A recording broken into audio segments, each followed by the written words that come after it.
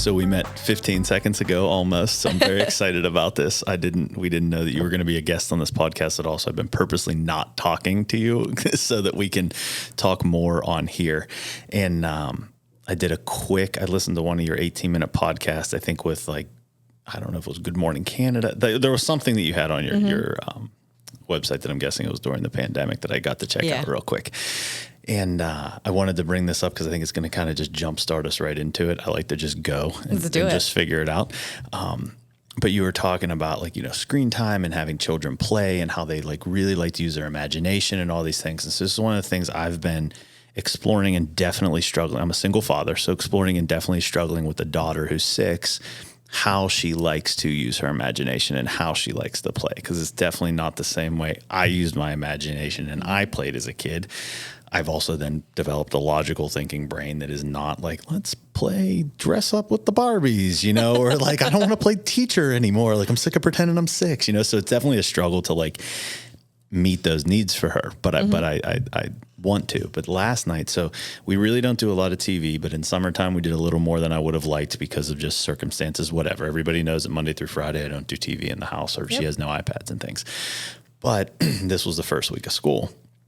So we were eating dinner last night and she was like, I'm bored. Let's watch TV. I'm like, okay, well, it's good to be bored. That means we get to figure out something to do. We get this, we get to use our brains and our minds. I'm like, we're not turning it on. I know it's the first week. We kind of were doing this before because it was summer, but now we're back to not doing all this thing. She's like, I didn't really like it. And then she's like, I'm not hungry. I'm like, okay, well, you don't have to eat. So she kind of went away and she goes, I am hungry, but I'm just bored. I'm like, okay, we can come back and eat. She goes, I don't know what to do. I go, well, what if we pretended that we're at a restaurant? She goes, ooh, that'll do. That's amazing. So then we just sat there and pretended we were at a restaurant, but it reminded me of what you talked about. They want to learn through play. They want to use their imaginations, and we don't want to stifle them any more than they are already being stifled. And I think that's part of the downfall of where we're going with education. And so she's in Waldorf. I don't know how familiar you are with that. I know Waldorf. So she's in, I thought you would know about Waldorf. She's in that. But I want to ask you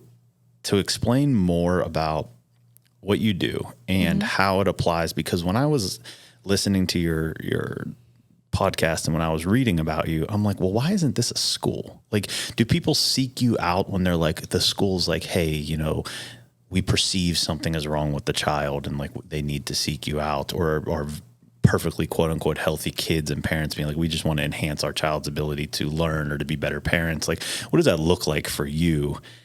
Because it just seems like everything you do is really in alignment with Waldorf. And I'm like, why don't we maybe you should make a school. That's what I'm saying. Well, it's actually something we are toying with. We haven't landed on a real answer to that one yet. But I've worked in school systems for a very long time and worked directly with children in the home setting and in the community. And the way that we work is somebody will notice something about a child that may look quote unquote unusual or atypical, or a child is struggling with something.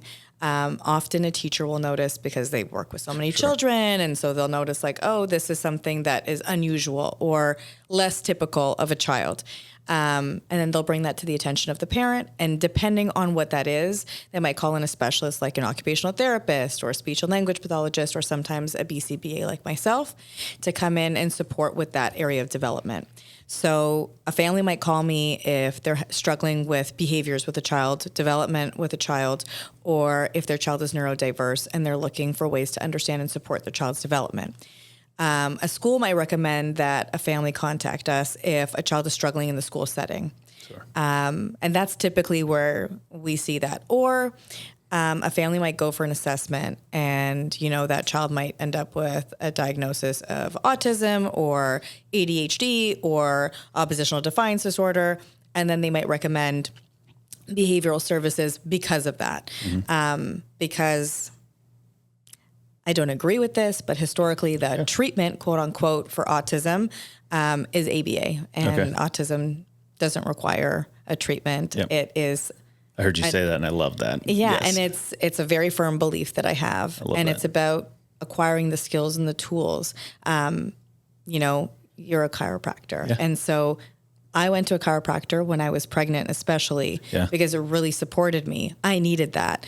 It was a tool. It was a system that I used in order for me to be able to cope with that. I should probably see a chiropractor regularly, to be honest, but that is something that really supported me. Sure. And so at different times in everyone's development in their life, they need different tools.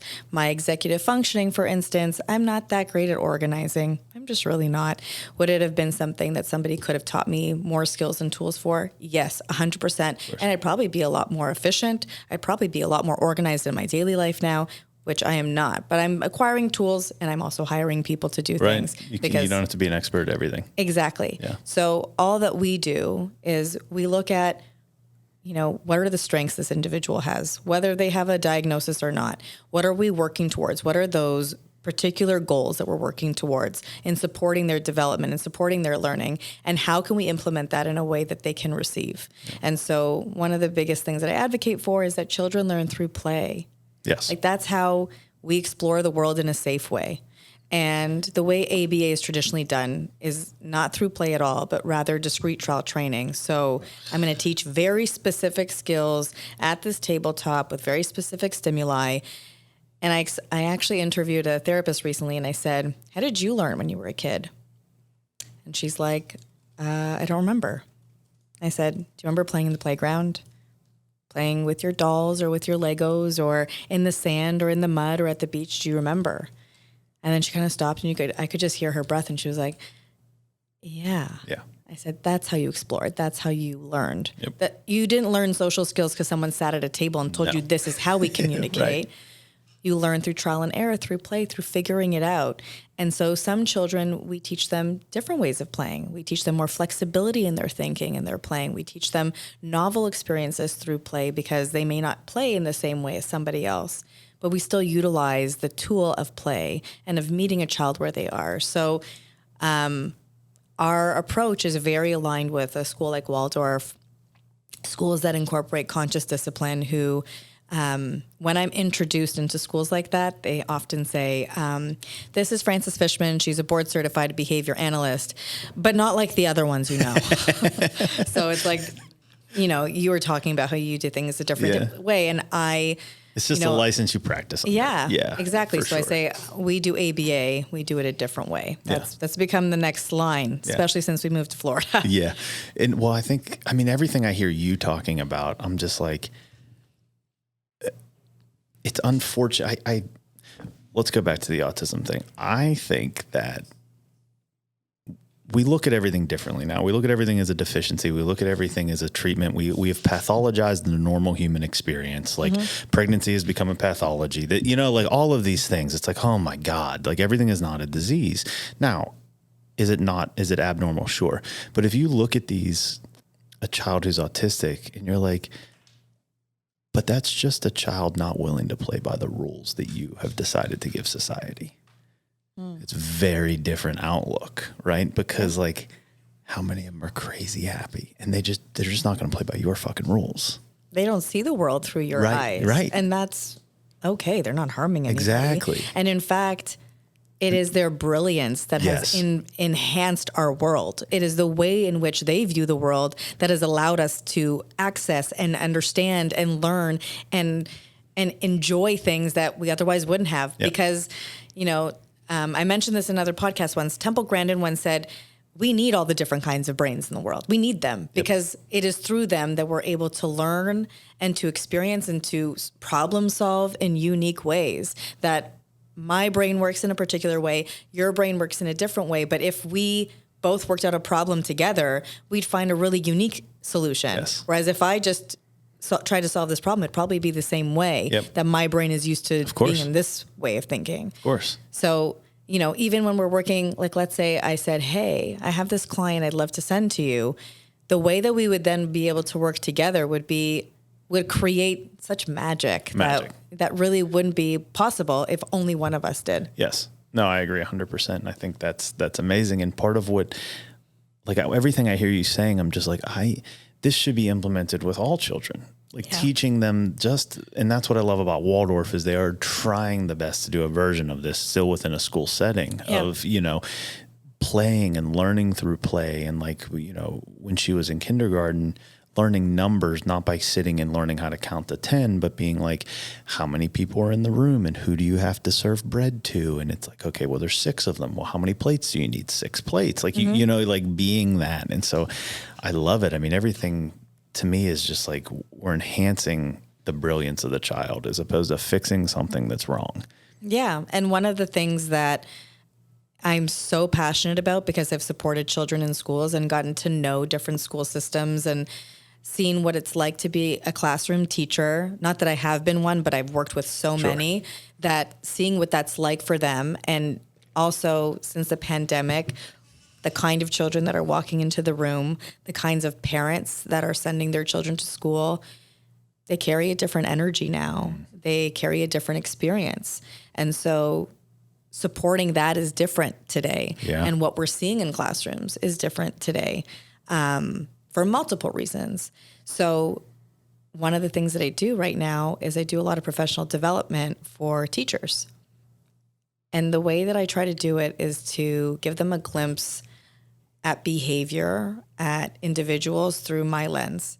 And I like to say that I wear rose-colored glasses because, I've been described as seeing the light in everyone and the light in everything, but That's what makes you good at what you do, though. Yeah. Because that's what you're looking for in the child. Yes. As opposed to what's absolutely. wrong, right? Because Everyone else comes in and is like, what's wrong with this kid? Oh, and that literally just like, ugh, that feels disgusting right, to me. Yeah. Right. And it's not my nature to be that way. It's more so, I notice these areas in which we can help, but I noticed that. And did you see that? Yeah. And wow, did you see how his or her eyes lit up when that happened? And but I try to look at both, of course, because we're looking to support. But it's like, if you are able to look at behavior as a form of communication, every single thing we do has a purpose. There's a function to our behavior. We are not always conscious of the purpose or the function of our behavior, especially as adults. Yeah. And so, I explain to adults, like, you have really dysfunctional ways of coping with the world and your stress. Yeah. Some of them are a lot more dysfunctional than others. And those are just ways in which you learn to cope with your environment or communicate a need or meet a need. Yep. Children are learning those things, and it's about navigating, okay, I'm noticing this, as opposed to this is happening to me. Yep. This is happening in my class to me or in my home to me, which is a very normal response because we're emotional beings. I'm a parent of 3 kids. I struggle with the same things.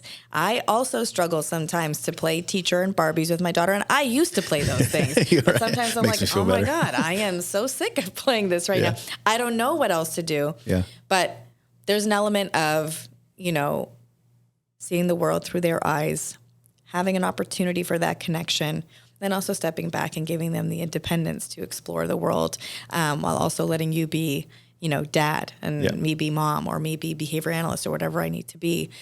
But it's giving those opportunities of, we build connection so that we can build trust, because that's how we build trust with kids, is through connection. And the best way to build connection and trust with kids is through play, led by them, because all day they're following our rules.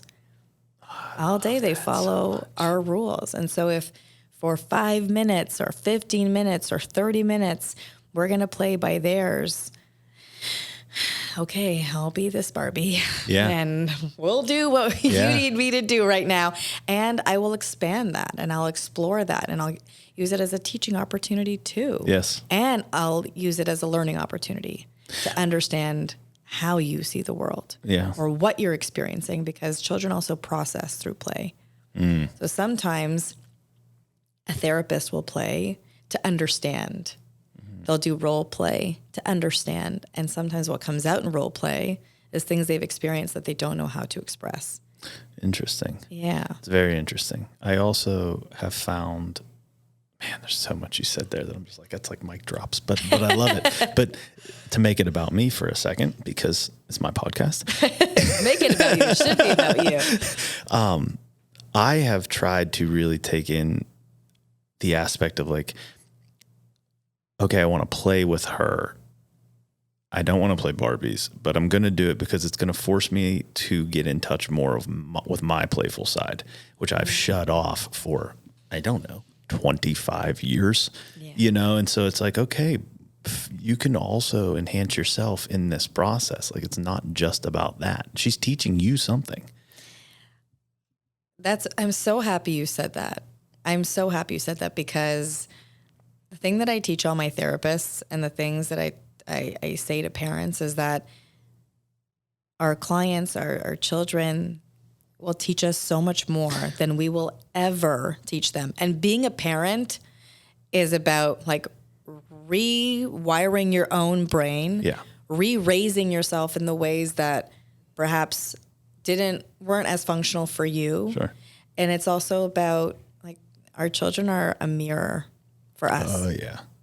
And one of the big things, like my company's called the Play Base. Yeah. And I had a meeting the other day and I just like broke down. I was like, I'm the owner of the Play Base and I don't know the last time I played. Knew you were going to say that. Yeah. And not just played with a child, but like dance is play for me, like coloring or being light and playful, because when you're in like parent and business and got to do this and got to do that, like you lose your lightness. Yep. You lose so much of what actually brings you pure joy. Mm-hmm. And then when you can, I always say like rip your ego like right out of your brain, throw it on the ground and just be. Yep.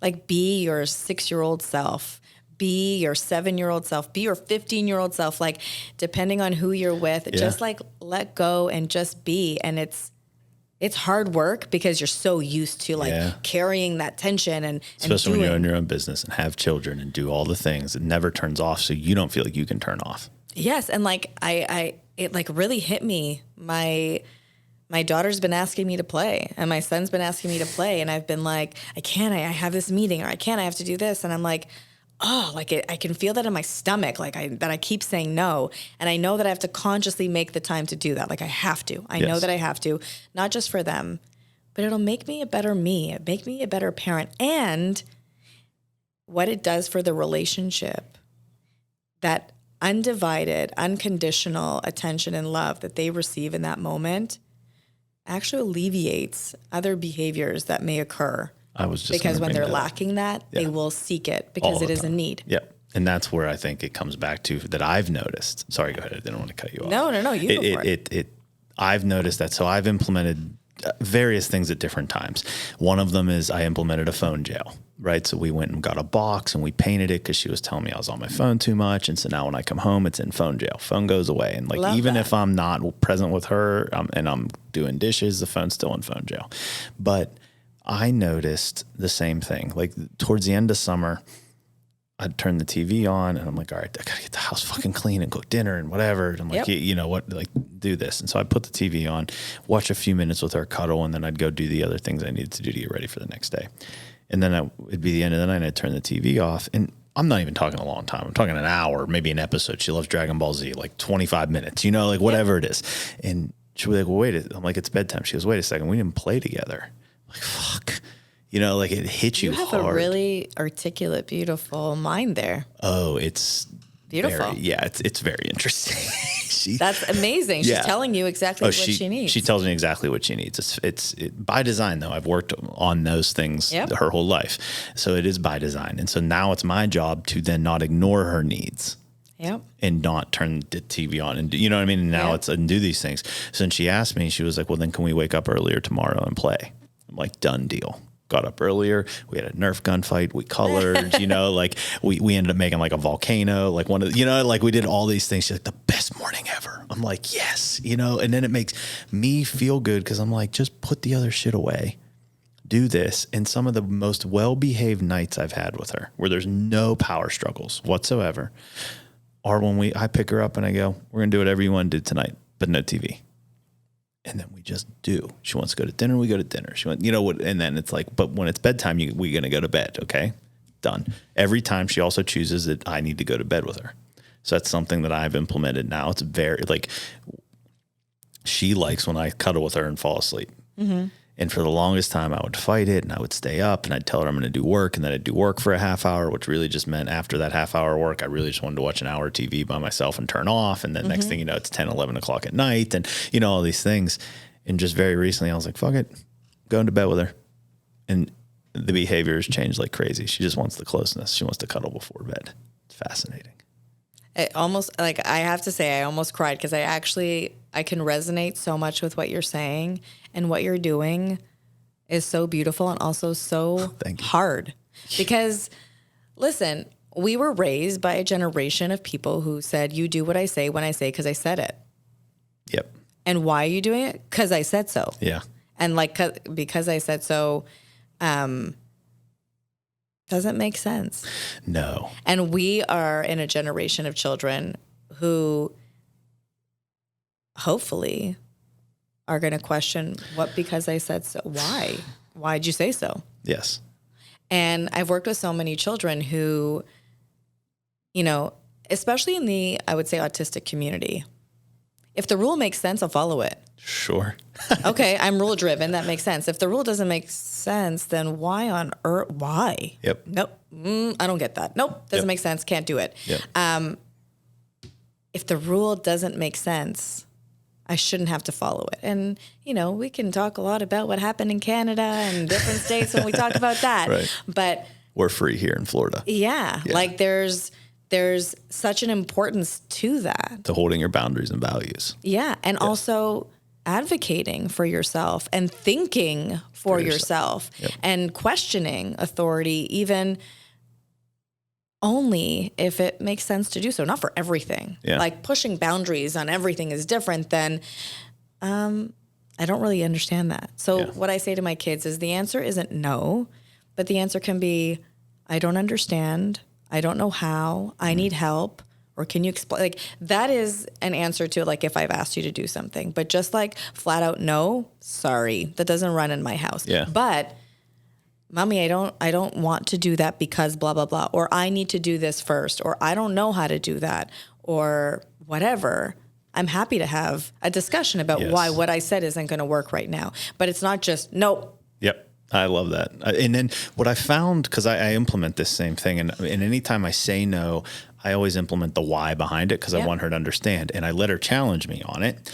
And often her little brain makes more sense than why I said no. And I'm like, fuck, well, yes, we can, you know, and then, but I let her see that. But what I have found though, is in times of no for a safety reason or whatever, when I say it, stops. Like she knows that like, I shouldn't do this or whatever, you know, like, and because it's not no all the freaking time. And there's that crazy statistic that one of my friends was on the podcast brought up that I think it's something like 80% of children test at genius levels when they're younger, like 1 to 5 or whatever it is. And then by the time they're teenagers, they've heard no so many times that only like 15 to 20% test as geniuses. And the link is how many times they've heard no. And that stems from how much they trust themselves. Like if I think about myself, I remember, you know, studying for exams with somebody else where when we studied, I knew I was like leading the studying. And then when I would go sit for a multiple choice psychology exam, I would leave there being every question. I was like, well maybe that, maybe that wasn't right. And then I would, and I don't trust myself.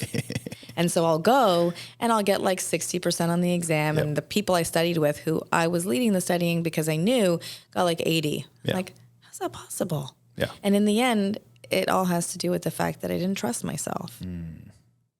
That's very I questioned myself because likely I was conditioned over time to think that what I think or my thoughts may not actually be accurate or correct in some way. And so the no is like a pushback, but the pushback needs to have reason. Yes.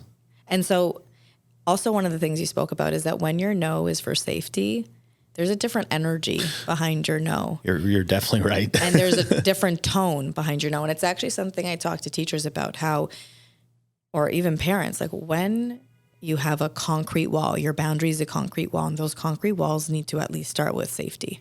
Like, you are not, like, this is not a line in the sand. This is you can die. Like, Sure. this is a concrete wall. You are not passing this wall. Yeah. That no, or that instruction needs to sound so different than one that is playful, than one that has flexibility, than one that is, calm. It should sound very different because it comes from a different place. Right. And if everything comes from that place, then that concrete wall is no longer going to exist because everything is the concrete wall. Right.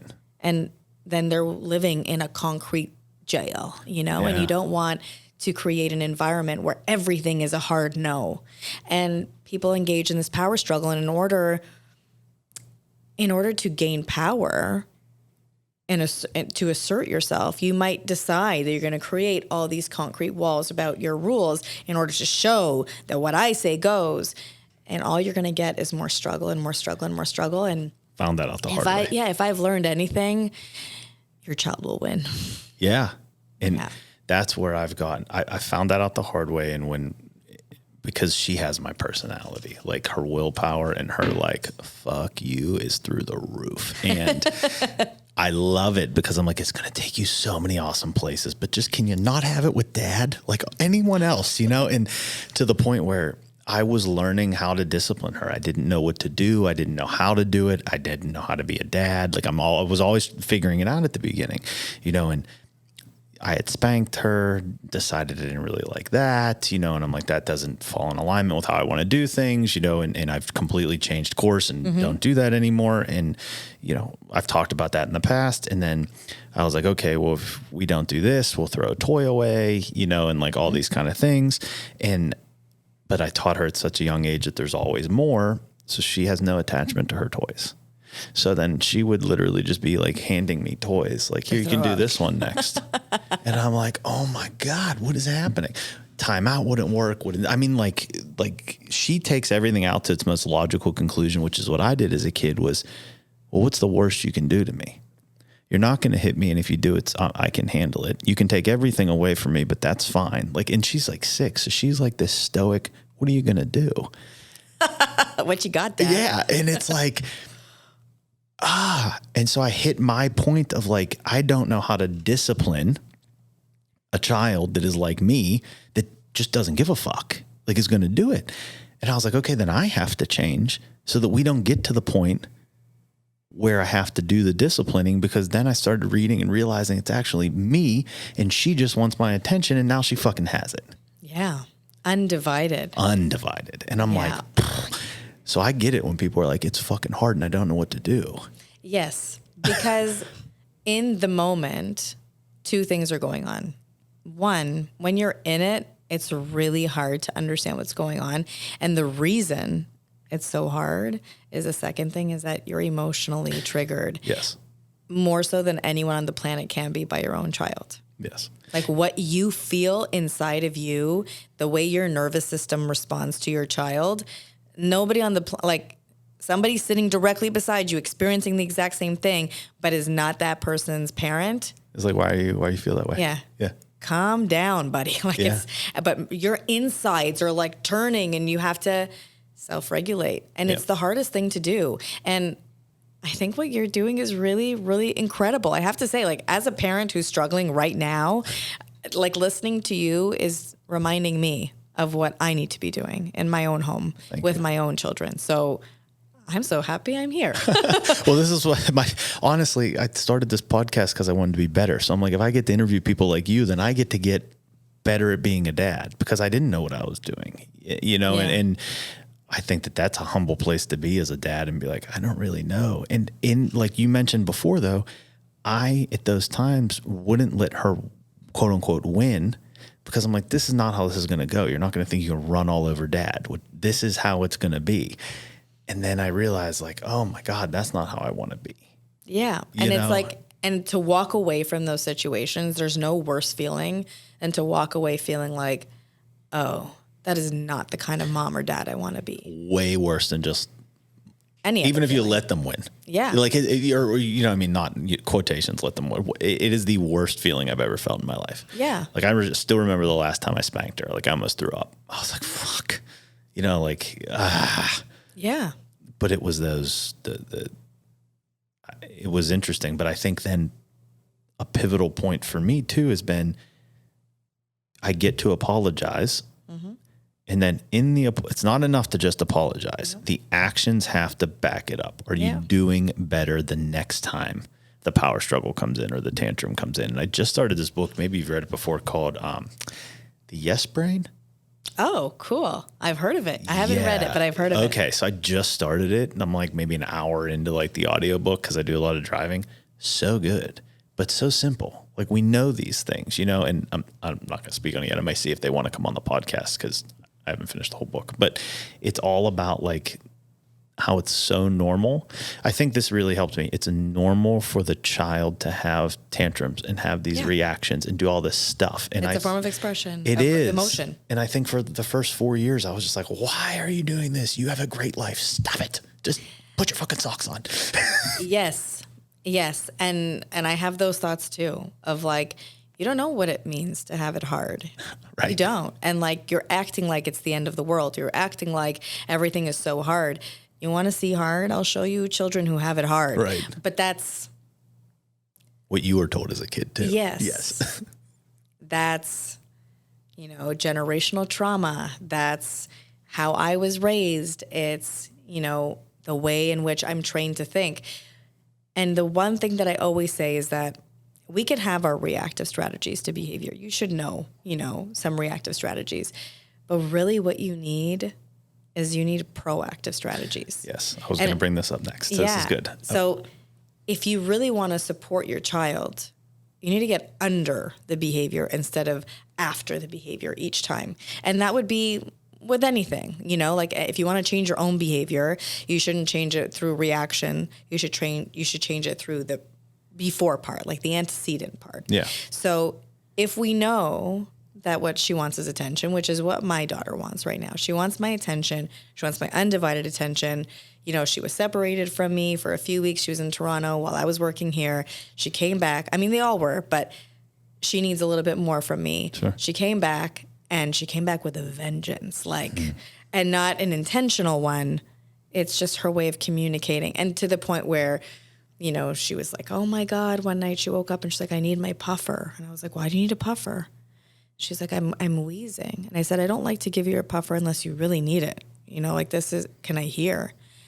And then she came to me and she was like, okay, I just really wanted your attention. Because we've spoken about, exaggerating things, and that if she just wants me, she needs to tell me that she wants me. And so she said, I really just wanted your attention. I wanted you to cuddle me for a few more minutes. And I was like, beautiful. Thank you for telling me that. I can do that without giving you a puffer and without having to worry that there's like a health issue, But if I were proactive about it, which I have not yet been because I haven't made the time to, but I will, and I have to, is I have to give her undivided attention. And then she won't have to seek it out. So if we're going to be proactive, you will see less behavior. Yes. And that's exactly what you were talking about the whole beginning. When you started playing with her, when you were more present with her, when you were modeling being flexible with her, instead of just expecting her to be, but you're modeling behavior, being present with her, you're building that trust and that relationship with her where she knows that your words mean something. Right. She knows you're going to follow through with your words. She knows she can trust you. And also, she knows she has you when she needs you. Right. Well, and that's interesting because I say all the time, trustworthiness. So John Gottman wrote the Love Lab guy about how the number one thing a woman looks for in a man is trustworthiness. Well, that's no different than a father-daughter bond. Yeah. Right. And if she can trust you, she's bonded to you forever. Yes. And you might be the only man that she ever trusts. So you better bring it. Yeah. And you better show her what that means, what a trustworthy man should be. Should be. Yes. Because you're the standard. And I think that's super important. But one of the things that, you had just mentioned, I think it's fascinating because again, I do these kind of things with Sloan as I've always told her, tell me what you need. We don't need the tip. Just tell me what you need. I'm here for it. I want to help you. And what you did is actually super good because from studying the subconscious mind for 10 years, if she goes into that cycle and you give her the puffer and then she gets your attention, without breaking the cycle, now she has linked pain, suffering, and sadness with mom's attention. Yeah. So now she has literally linked being a victim with attention. Yes. And that's where the true source of victim mentality has come from in society. Yeah, and we're noticing that pattern since she's come back. Like, everything is hard, everything is negative, and, you know, this whole life is terrible. Like, she'll walk out of school and she'll have a big smile on her face, and then you'll be like, how was your day? Oh, wasn't very good. Okay. We noticed the pattern, and now we need to get under it, because that's exactly it. She noticed that if she struggled, if she needed help, we would be so present with her. Oh my God, something is off. But because we're in this hamster wheel of like, we need to get this done, we have to do this, we have to do that, our brains are not as present with her. And so people, but children, learn the most efficient way to meet their needs. And if you aren't giving me attention, and I'm doing this, and you're not giving me attention, and I'm doing that, but then all of a sudden I tell you that this is a problem, and you're like, oh my God, both eyes on you, whole body on you, all attention on you. Oh, I got her. Yep. Okay. Next time I need her, I need to do that. Yep. And that's not even a conscious thought. That's a subconscious it's literally training. a subconscious training. Yes, it's conditioning. Yes. And so one of the things that I also train people on is understanding reinforcement and punishment. So reinforcement is when a behavior is reinforced, it means it's increased in frequency or intensity over time. That behavior has been reinforced.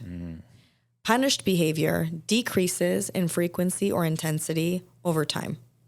That's all that those two words mean. So sometimes people think I'm rewarding or I'm reinforcing this behavior because I'm doing this after, and I'm punishing it because I'm doing that after. So the reward and the punishment is whatever happens immediately following a behavior that then causes it either to increase or to decrease. So in this scenario, the reward would be getting your attention, and then the punishment would be, like, how would that work? So if I were to punish the behavior, it means I would not give it any attention. Correct, which is what so that's what I do. I refuse to give that attention. And yes. Yes. And so whenever you're going to be using punishment, I would say, you need to be teaching a replacement skill. Yes. That was going to be my next question. Because otherwise it's like, you know, the baby cries, parent comes. The baby cries, parent comes. The baby cries, parent doesn't come. What does the baby do next? The baby will scream. The baby will become hysterical. They'll take it to the next level because, hey, what do you mean you're not coming? This is our pattern. And so you need to replace the behavior. And I mean, with a baby, you're not going to replace it with language, obviously. Yeah, of course. But with a child who has the capacity to learn language, for instance, you teach functional language. So if I want your attention, how can I gain your attention? This is how you can gain my attention.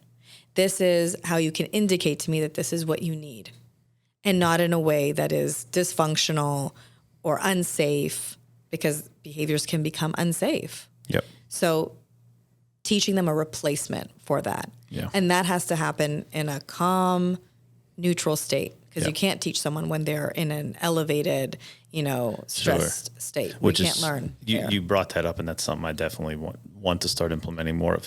One, Sloan, I've taught her, like we talked about before, just tell me you need my attention. But if they tell you that and you don't put the phone down or you don't go give them the attention, then you're not reinforcing the positive thing.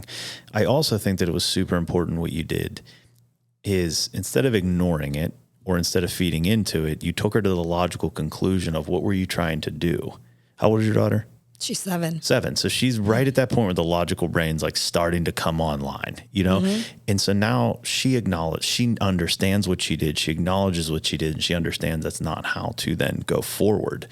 And you didn't punish her for it. You brought her to that logical conclusion of this. Why were you seeking this to get mom's attention? So I think that's phenomenal. I can't remember the other thing I was going to say now, because I was agreeing with that.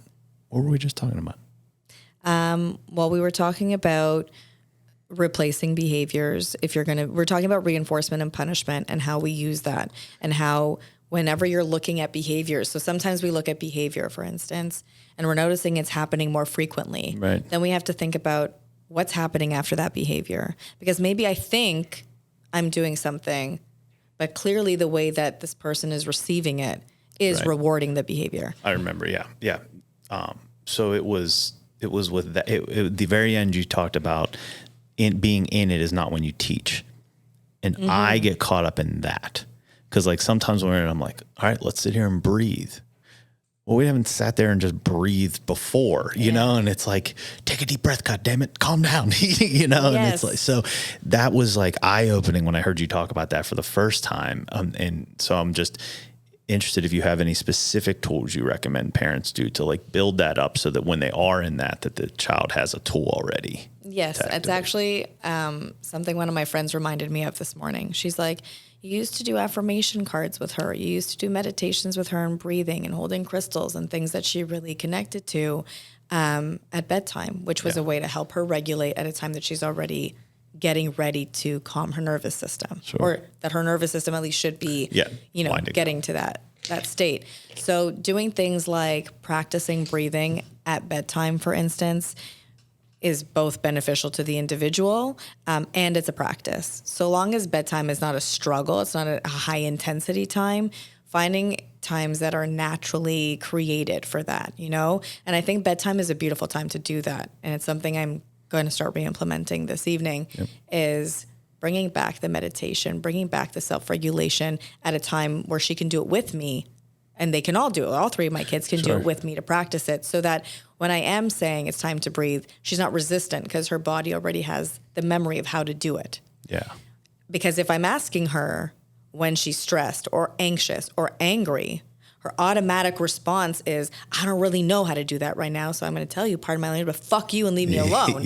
But really, what she needs is to be able to practice it enough times and rehearse it and know this is what I need. And even then she might refuse it, and that's okay. She might need something else in that moment. Every single human is different, although oxygen to the brain and calming your heart rate can always benefit you. But sometimes somebody doesn't want it in that moment. Sometimes they need to ride their wave and then get to a place where they can. Well, and I think that's kind of where this book goes to a little bit. Again, I'm an hour in, so I'm not an expert on this book. But it's about how it's a normal response for the child to start to literally move energy, think about things, figure out what the new space is like. Like it's a normal response to a growing brain. Yes. And so I'm creating online courses for parents and eventually educators and therapists.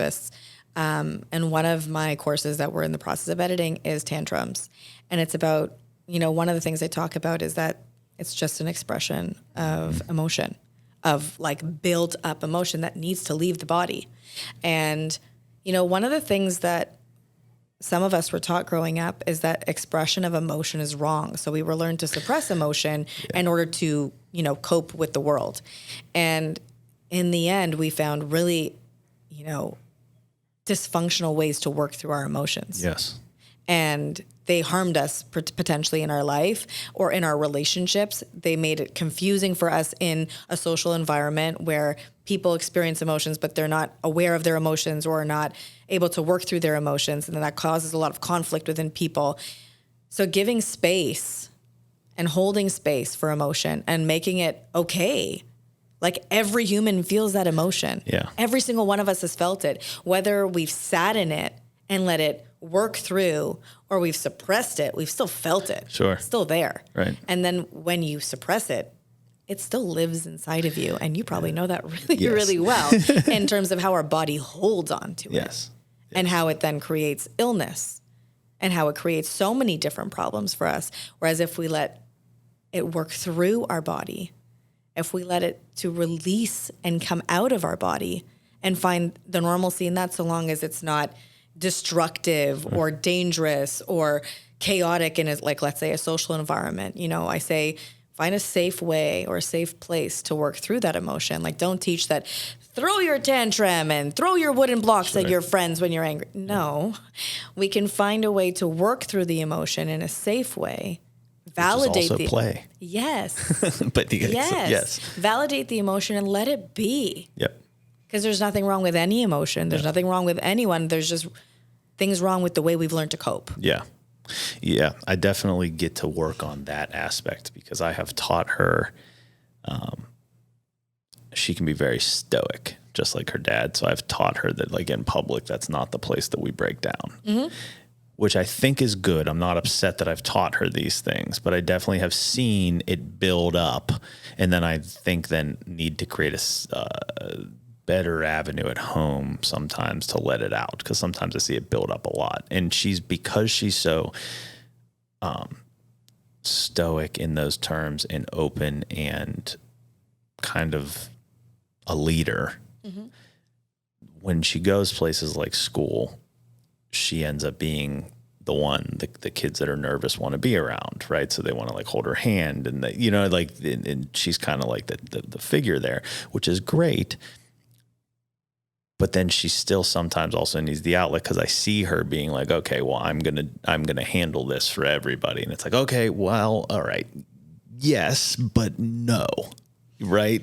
Yeah, I recognize that very much, because I was that way, and I see that in my children as well, in that they can hold space for people, and that they can hold on to people's needs and pain and understand them and empathize with them in a really deep way, which allows for a beautiful connection. But one of the things that I also talk to them about, which is something I only learned in my 30s, is choosing people that you surround yourself with who also elevate you, not that you only elevate. Yes. And if you're always only surrounding yourself with people that need you, it actually keeps you anchored where you're really meant to soar. Yeah. So it's important to give, and it's important to help, but you also need to surround yourself with people who you aspire to be like, or people who inspire you, and people who are doing things that you're like, wow, that's amazing. And when you're surrounding yourself, like, there are all these quotes about how you are the sum of the people. Yeah. I don't remember the numbers, 3, 5, 7, whatever, people that you surround yourself with. It actually is true. And people who are deeply empathetic and people who care so deeply about others will, be attracted to the people who need them. Yes. But they also need to be able to be self-aware and aware of others, to be able to choose for themselves who can help elevate them too. Yeah. So it's important, like the give and take. Like, I'm not saying, no, you can't be with those people. No, of course. However, you also have to take care of yourself. Yeah. And that's something I learned in my 30s. Yeah. Which I would like my 4, 5, and 7-year-old to learn. to learn a lot sooner than your 30s. But yes. I think it's super important. And again, there's nothing wrong with being able to be that leader. That's also super important in life. Like, we need that, and I think that's good. But okay, so we got a few minutes left. How did you go from the system? Because you don't do what everybody else does. How did you go from that to being like, I want to do this a different way? I actually applied for a job entitled behavior therapist because the word therapist was in the title, and I had just graduated with my bachelor's in psychology, and proud. I was like, oh my God, I've always wanted to be a therapist, and I don't need my PhD. I'm applying for this job. I knew nothing about it. And I got the job because of my experience as a dance teacher, my experience as a camp counselor, my experience working with children with different needs at camps, and probably just my energy and my ability to learn. So I was trained by a psychologist who is also a behavior analyst. And she trained me in a very play-based approach. So I say I got very lucky. Yeah. And then about 7.5 years later, I was a behavior analyst myself. And in the process of becoming one, learned about discrete child training and what everyone else called ABA. And I was like, well, I can't really call myself a behavior analyst if I don't know what everyone else calls ABA. Right. So I went and I worked for an organization that offered it. And I did it for about a year. And it was very emotionally and mentally painful and energetically painful for me to do. But it was an incredible learning experience. And not because anyone that I worked with was terrible. It was more that the approach did not align with what I already knew and what I already felt. And so when I went and I did it, it felt like a disservice. But I couldn't do anything different because this is what parents had paid for and consented for, their child to receive. So I needed to deliver that. And so I would come home to my now husband crying regularly with this frustration of the limitation of what I could do. Yeah. And that it was creating robotics, like robots out of people because it was compliance training. And I was like, they don't know themselves.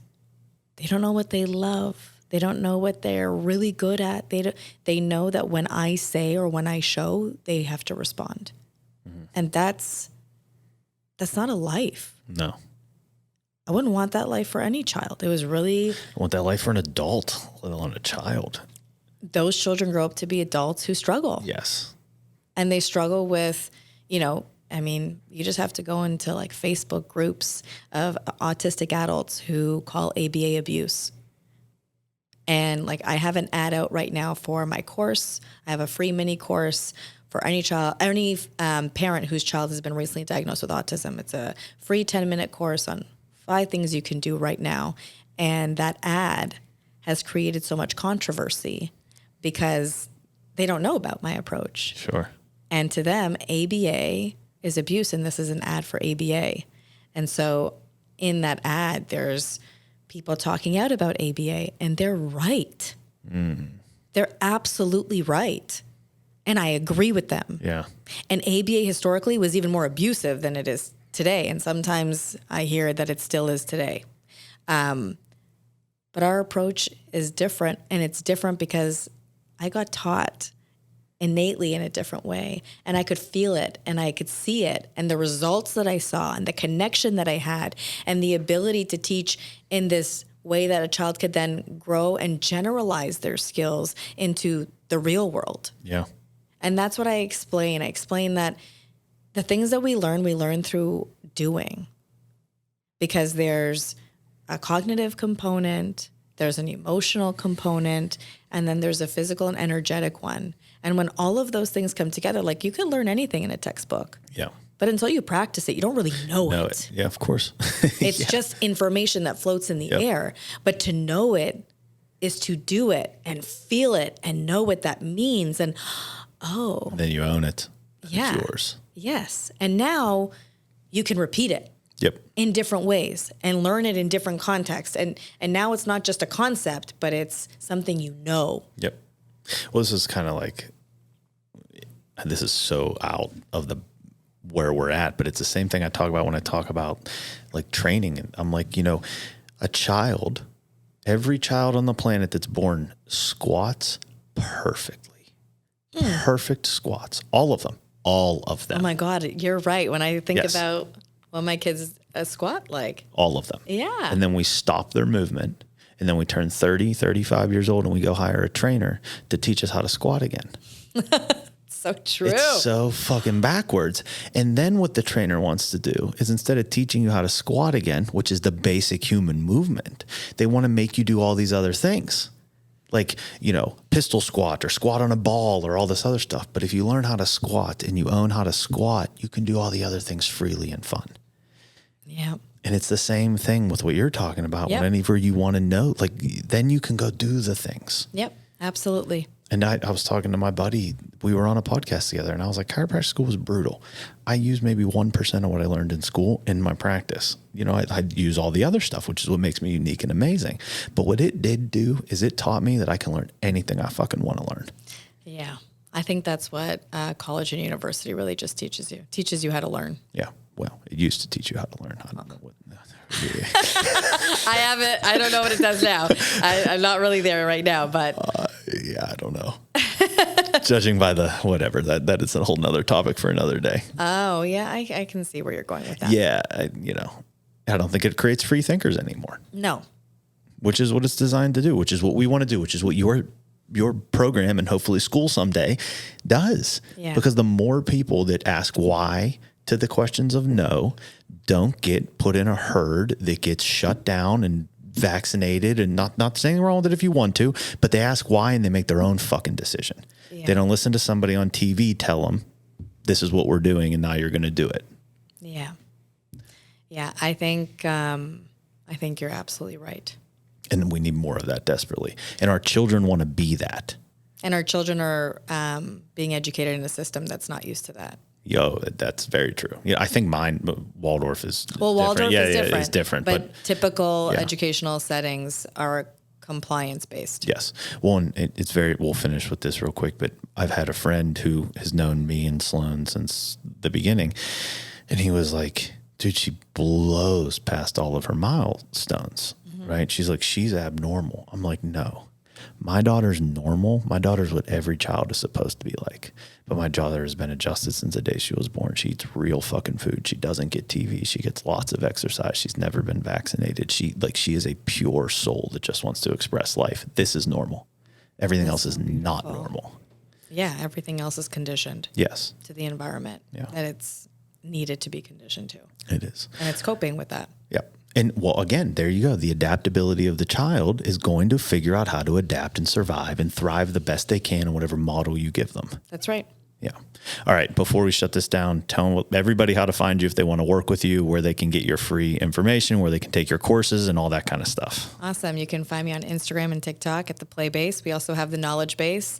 The Knowledge Base is an extension of the Play Base, and that's where our online courses are. You can find us at us.theplaybase.com. You can email me at frances@theplaybase.com. And I look forward to helping as many children, educators, and families as I possibly can. Awesome. Thank you so much. Thank you for having me. Yes.